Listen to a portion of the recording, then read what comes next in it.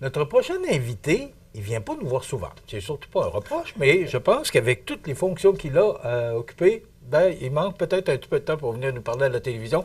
Monseigneur Pierre Goudreau, évêque du diocèse de Saint-Anne, bonjour et bienvenue chez nous. Bonjour, bonjour Michel et merci de l'accueil ce matin. Ça fait longtemps que vous n'êtes pas venu nous voir. C'est vrai, ça fait un petit bout, mais je suis très heureux de pouvoir venir aujourd'hui puis de saluer nos téléspectateurs, spectatrices aussi. Ben oui. D'abord, la première raison de l'invitation, c'est de vous recevoir puis de jaser un peu de ce qui se passe au niveau du diocèse. Mais aussi, c'est votre nomination le 25 septembre dernier comme président de la Conférence des évêques catholiques du Canada. Bravo et félicitations. Ben merci. C'est d'autant plus, je trouve, une belle marque de confiance des autres évêques un peu partout au pays en m'ayant choisi, élu là, comme président de la conférence épiscopale. Bon, j'ai tellement de questions à vous poser là-dessus. D'abord, c'est quoi exactement que la Conférence des évêques catholiques du Canada? Bon. Alors, au pays, il y a environ 80 évêques répartis d'un océan à l'autre. Et ensemble, on forme ce qu'on appelle une conférence épiscopale, conférence des évêques. Dans chaque pays, il y en a une. Et je dirais, pour représenter la conférence, il y a ce poste de président des évêques catholiques du Canada. Il y a un comité exécutif aussi à la tête, formé du président, vice-président et 2 co-trésoriers. Et il y a bien sûr aussi comme un conseil, qu'on appelle le conseil permanent, qui est constitué aussi de 14 évêques anglophones et francophones du pays. Alors, moi, ça faisait déjà 6 ans que j'étais dans le comité exécutif. Alors, c'est une expérience qui m'a bien préparé progressivement. C'était une école à devenir président. C'est un service que j'ai accepté parce que, bon, d'une part, c'est sûr que je suis conscient qu'il y a une tâche qui s'ajoute à celle d'être pasteur ici au diocèse.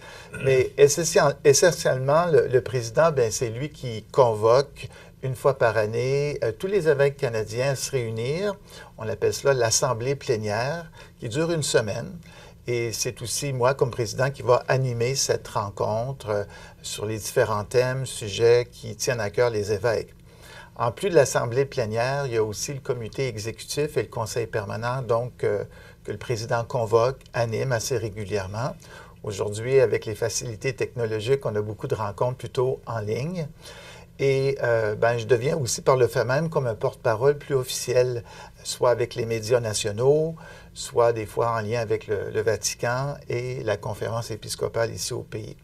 Alors, c'est vraiment un rôle qui permet en même temps une coordination, que je ne fais pas seul, bien sûr, mais de coordination sur certaines priorités pastorales pour tous les diocèses canadiens. Et on devient président comment? Parce que là, vous disiez que vous étiez déjà impliqué là, depuis 6 ans. Oui. Est-ce que ce sont vos pairs qui soumettent votre candidature ou comment ça fonctionne exactement? Tout à fait. Alors, il y a des candidatures soumises et puis après ça, il y a un processus d'élection qui a lieu. Et de fait, ça prend une bonne majorité là, pour que la personne soit élue. Alors, dans mon cas, c'est ce que j'ai vécu lors de la dernière assemblée plénière en septembre dernier. Et comme je vous disais, je trouve que ça a été en même temps une belle marque de confiance, d'encouragement aussi des confrères évêques. Alors, c'est un mandat de 2 ans, non renouvelable, mais 2 ans. Et voilà, donc j'accepte. Non renouvelable, ça veut dire que dans 2 ans, ça va être une autre personne, un autre évêque qui va être nommé président. Vous ne pouvez pas être plus que 2 ans. Non, puis je pense que c'est bien aussi parce que préalablement, j'ai été dans l'exécutif 6 ans, donc ça devient un service au total de 8 ans. Et ça fait beaucoup quand même, là, alors pour permettre à d'autres aussi de vivre cette expérience qui est assez unique. Et à la conférence, on alterne tout le temps entre un francophone et un anglophone, et ainsi de suite. Alors cette année, c'est moi qui suis comme francophone. L'année prochaine, ça sera un anglophone. OK. Est-ce que ça veut dire que vous êtes un peu le porte-parole pour aller de ces évêques-là du Canada pour aller rendre compte au grand patron là, qui est notre pape Léon? Tout à fait. Alors, une fois par année, il y a ce qu'on appelle la visite de la présidence à Rome, au Vatican, qui est constituée du président, du vice-président et du secrétaire général.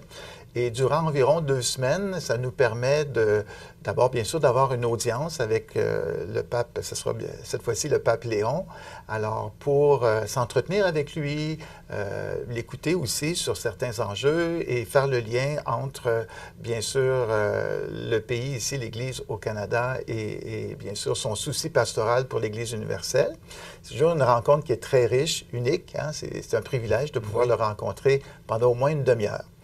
Ensuite, ben, c'est l'occasion aussi de rencontrer au Vatican, c'est comme un genre de gouvernement, alors qu'il y a plusieurs ministères qu'on appelle des dicastères sur toutes sortes de domaines, que ce soit la famille, que ce soit l'éducation, les évêques, les prêtres, les religieux et religieuses. Alors, on fait le tour, ce qui fait environ une vingtaine de visites de dicastères, qui nous permet aussi de faire des liens entre des préoccupations qu'on porte ici au pays, des questions, et les amener aux responsables, aux préfets, et échanger aussi avec son équipe. Justement, parce qu'on n'a pas pu vous recevoir avec l'élection du nouveau pape. Parlez-nous un peu de ce nouveau pape. Est-ce que vous avez eu l'occasion de le rencontrer? Oui, alors je l'ai rencontré à 2 reprises, justement, lors de la visite de la présidence à Rome. À ce moment-là, il n'était pas le pape, il était un préfet d'un dicaster, celui des évêques. Ça faisait environ 2 ans seulement qu'il était à Rome. Et j'avoue que j'ai eu de belles rencontres avec lui. J'ai été même impressionné par sa qualité de présence, d'accueil, d'écoute. Et je me rappelle la dernière fois que je l'ai rencontré, j'ai dit, je trouve ça beau, vous êtes responsable, bien sûr, d'un dicaster, c'est un travail exigeant, mais je sens votre cœur de pasteur. Hein? Donc, un homme très humain, très accueillant. Il faut dire qu'il a été prêtre missionnaire pendant plusieurs années au Pérou, en Amérique du Sud. Il a été aussi évêque. Donc, il était fraîchement arrivé au Vatican avec encore, je dirais, ce cœur du terrain, là, comme pasteur. Et c'était tellement fort que je lui ai même dit, j'ai dit, conservez ça, c'est beau. Hein? Alors, quand j'ai appris son élection, ben, je vous avoue que j'étais content. Je me disais, c'est un beau cadeau, une belle nomination, une belle élection. Et ma foi, je pense que les débuts nous montrent que tout en s'inscrivant dans une continuité avec le pape François, d'un héritage, ben, il va continuer aussi à mettre sa couleur, ses intérêts. Il a vraiment à cœur la paix. Hein? La paix dans le monde, c'est un thème qui revient beaucoup et je pense que c'est très important aussi. Alors, il peut être à la fois, je dirais, un appel prophétique dans le monde d'aujourd'hui et peut-être un conciliateur des fois dans le monde pour rappeler comment la paix est à la fois fragile, mais importante pour le bien commun de tous et de toutes. Qu'est-ce qui le distingue particulièrement par rapport à François, au pape François? Là, vous en avez parlé un petit peu, là. Mais oui. Vous parliez de continuité, parce qu'on sait que le pape François était très près de son monde. Est-ce que c'est la même chose pour Léon XIV? Oui, je pense qu'ils ont beaucoup de points en commun, comme vous dites, d'être près des gens. Les deux ont une expérience pastorale en Amérique du Sud. Alors, bien que le pape Léon soit né aux États-Unis, mais il a passé plusieurs années en Amérique latine.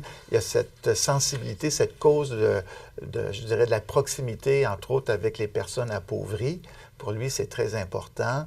Alors, bon, dans ce qu'on le distingue, on va apprendre tranquillement à mieux le connaître. Ça fait à peine 6 mois. C'est sûr que, bon, lui aussi est religieux. Le pape François est un jésuite. Lui, c'est un augustinien.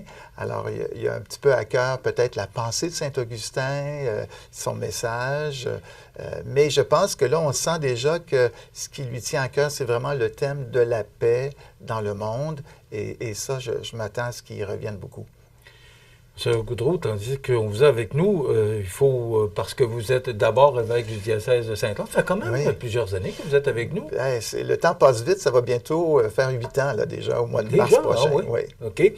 Le 31 août dernier, vous avez présidé la célébration officielle de la nouvelle paroisse Notre-Dame des Érables de l'Île-et-Sud.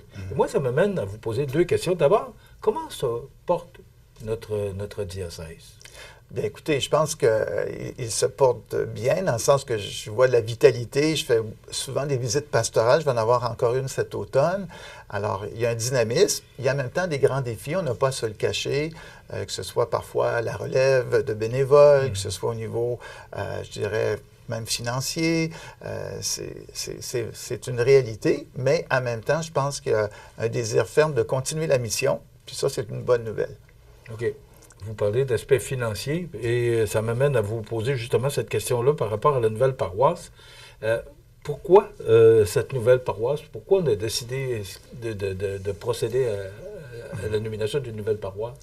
Bien, écoutez, je pense qu'il y avait un désir d'abord de revitaliser la mission, c'est-à-dire autant les activités pastorales, de catéchèse, d'annonce du message de Jésus auprès des personnes qui ne le connaissent pas beaucoup encore, qui ne l'ont pas rencontré. Je pense qu'on s'aperçoit aujourd'hui qu'une paroisse seule n'arrive pas à remplir, je dirais, tous les aspects de la mission. C'est important, des partenariats, de collaborer. C'est vrai pour les municipalités, c'est vrai pour les paroisses. Ça devient vrai pour les paroisses aussi. Oui. Alors, pendant 2 ans, les 7 paroisses de l'Îlet-Sud, là, on parle de Saint-Pamphile, Saint-Omer, Saint-Adalbert, Sainte-Perpétue, Tourville, Saint-Marcel et Saint-Clément, Sainte-Félicité, pardon. Alors, ont cheminé pendant à peu près 2 ans. Et on fait des constats. Alors, dans le sens qu'il y avait déjà des collaborations ponctuelles, mais je pense qu'on voyait bien qu'il y avait une nécessité de collaborer encore plus. Certaines fragilités, soit de relève de bénévoles, financières également, demandaient de mettre les forces ensemble, les énergies. Et donc, il y a eu des consultations publiques, il y a eu des assemblées publiques, et il y a un constat qui a été fait, je pense, dans le respect mutuel, dans une grande lucidité, de dire, bien, je pense qu'aujourd'hui, on est appelé à vivre un passage, tout en, pour l'instant, encore gardant des lieux de célébration dans chacun des villages, mais d'avoir une seule entité administrative qu'on appelle une fabrique, et qui a donné naissance, avec le choix des gens, de Notre-Dame des Érables de l'Îlet-Sud. Alors, le 31 août, c'était un petit peu la célébration d'inauguration, de lancement de cette nouvelle paroisse, mais ce n'est pas juste l'aspect, je dirais, administratif là, qui compte. Maintenant, c'est le grand défi de renouveler la mission, hein, d'avoir des activités peut-être même nouvelles, créatives, pour redynamiser un peu ensemble ces communautés. Mais le départ est bon et ça me réjouit. Est-ce que vous voyez d'autres, ou est-ce que d'autres paroisses sont en voie de réalisation d'un tel projet? Parce que vous avez quand même un grand diocèse, il ne faut pas se cacher, c'est grand. Là. Bien sûr. Et il y a beaucoup de paroisses dans votre Tout à diocèse. Fait. Bien, je pense prendre un exemple très concret ici même, à Montmagny. Il y a eu aussi des processus de consultation avec les gens et je pense qu'on voit aussi le même constat pour, entre autres, la paroisse de Saint-Mathieu, paroisse Saint-Thomas, ici à Montmagny, de poursuivre la réflexion pour dire, bon, est-ce qu'on pourrait ici aussi mettre davantage nos énergies, pour l'instant garder nos 2 églises, mais peut-être former une seule fabrique. Alors, c'est en processus, là. C'est un autre exemple très concret. Et ailleurs dans le diocèse aussi, il y a des endroits là, qui y réfléchissent, qui y pensent. Mais ce qui est beau et ce qui permet, je pense, de le vivre dans l'harmonie, c'est que c'est un choix des gens aussi. Hein, ils sont accompagnés, bien sûr, mais je pense qu'on réalise que de plus en plus, c'est important, ces partenariats, cette entraide. Ce qu'on n'avait pas ou qu'on ne connaissait pas auparavant, c'était plus difficile. Oui. Pas briser, là, mais les paroisses, les gens tenaient beaucoup à leurs paroisses, alors qu'aujourd'hui, c'est ça. Il y a beaucoup de discussions, de dialogues, puis de partenariats, comme vous le dites. Tout à fait. Puis, comme je le disais, on le voit dans d'autres milieux, que ce soit au niveau municipal, parfois on voit des unifications, des collaborations, dans des groupes communautaires aussi. Alors, je pense qu'au niveau de l'Église, ben, c'est normal aussi qu'on puisse discerner qu'il y a là une force pour l'avenir, pour mieux remplir notre mission et que ça ne veut pas dire que c'est la fin de tout, bien au contraire, mais qu'on peut juste élargir la famille, hein, puis mieux collaborer ensemble. Bon, on sait qu'il y a un manque de prêtres. Comment vous réussissez à combler parce qu'il y en manque, puis c'est pas juste chez nous, c'est partout. Comment vous réussissez à combler le vide créé par le manque de nouveaux prêtres? Oui, c'est un bon défi. Il y a encore, si on regarde le bottin... Vous avez beaucoup de bons défis. Hein? Si on regarde le bottin du diocèse, il y a encore 53 prêtres, mais de ce nombre, il y en a 10 qui sont engagés dans des équipes pastorales qu'on appelle équipes d'unité missionnaire à temps plein, 10. Alors, mais ensuite, on a quand même des agents, genre de pastoral, c'est-à-dire des pères ou mères de famille qui ont été formés en théologie et qui sont professionnels, qui travaillent en pastoral. Et sans compter aussi, il y a beaucoup de gens, d'hommes et de femmes engagés en Église qui donnent du temps bénévolement et tout. Mais il reste qu'il y a certains aspects de la mission qui concernent plus le prêtre et comme je vous disais, avec 10, c'est sûr que ça demande une bonne répartition des forces vives, mais en même temps aussi une réflexion. D'ailleurs, demain matin, déjà, je réunis ces 10 prêtres-là pour essayer de réfléchir un petit peu à leur ministère, leur avenir, comment déployer aussi leur mission le mieux possible. Comment vous voyez l'avenir? Parce que, bon, il y a des fusions, il y a des partenariats. Comment vous voyez l'avenir de notre diocèse, mais aussi de notre religion catholique? Oui, oui. Bien, écoutez, c'est sûr que c'est pas tout clair, hein? On a ensemble à cheminer, mais je ne vois pas non plus l'avenir juste qui va nous arriver dessus, mais l'avenir est entre nos mains. Je pense que ça dépend beaucoup de notre engagement, de ce qu'on veut vivre ensemble pour la déterminer, cet avenir-là.